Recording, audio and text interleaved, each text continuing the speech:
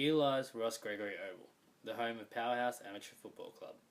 They are a local club that competes in Division 3 in the Victorian Amateur Football Association. On the weekend, the players that take to the field are the heroes and the ones who get all the attention. But today, they are not the stars of the story. Today, we want to speak to you about one of the biggest unsung heroes at the club, and that is the club's president, Nic Pavlou. Nic has been with Powerhouse since the 1980s, where he played almost 300 games with the club. Although he may not have a premiership to show for it, he holds the club record of most goals kicked in a game at a staggering 15. Well, I actually came to the football club in 1980. A friend of mine that I went to school with had a next door neighbour that was playing here, and they needed some players for their under-19 team. And I hadn't really thought of playing with a local club, and I thought if I came down and played 1 or 2 games, that'll be it. And whatever it is, 35 years later, I'm still here. So I played almost 300 games, and now I'm the president. I've been on the committee for over 20 years, and my 6th year this year as president. I've just known for the last 30 plus years of my life, it's been every Tuesday, every Thursday and every Saturday here at the footy club doing a bit for the club.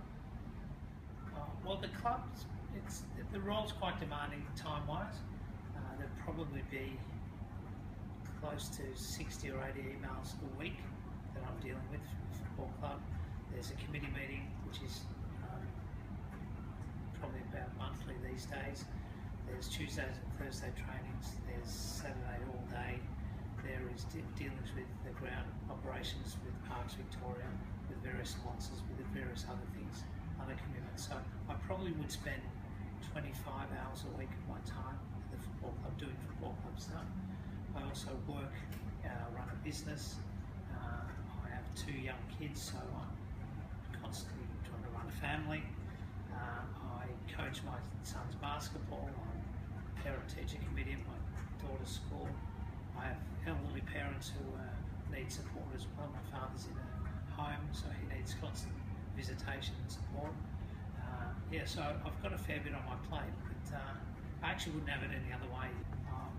This club is special. I came here, as I said, in 1980, and I thought I'd stay for a week, and I stayed for 30 years, and I'm still here. It just is part of you. It's a club that you come to and you never want to leave. You can look at the place, and it's a place where I can bring my young family, and they're welcome, and it's appropriate. I can talk to young men. I can talk to older supporters. I can look at the history of the club. It just defines you. It's just a place. It's home. It's just home for me. To get an extra perspective on how difficult it is being the president of a footy club, we were able to speak to the former president of the Powerhouse Football Club, Jason Nichols. Well, time commitment is extensive. Some weeks vary. Some weeks you might have 5-10 hours, but other weeks you might have 20, 25, 30 hours. There's emails, there's phone calls, there's just generally being at the club. So, and the thing with football now is it's nearly 24/7 in terms of it's the whole year. So football always used to be, it would always just run during the footy season, but now it's the after-season program, it's the pre-season, and that generally runs the whole year. There's a recruiting program. So that's the big change I think with football, and obviously with someone like Pav, that's generally heavily involved in that.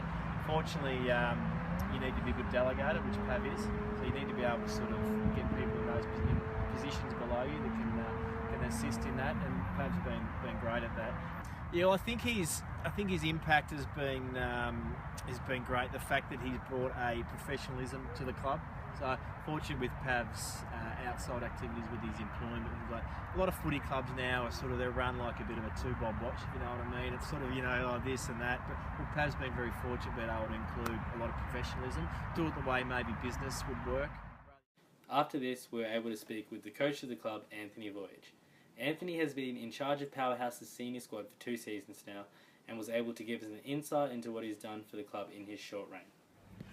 So Nic's best qualities are probably his integrity, his hard work, his commitment to the cause, and his understanding of what it takes to make a grassroots organisation successful.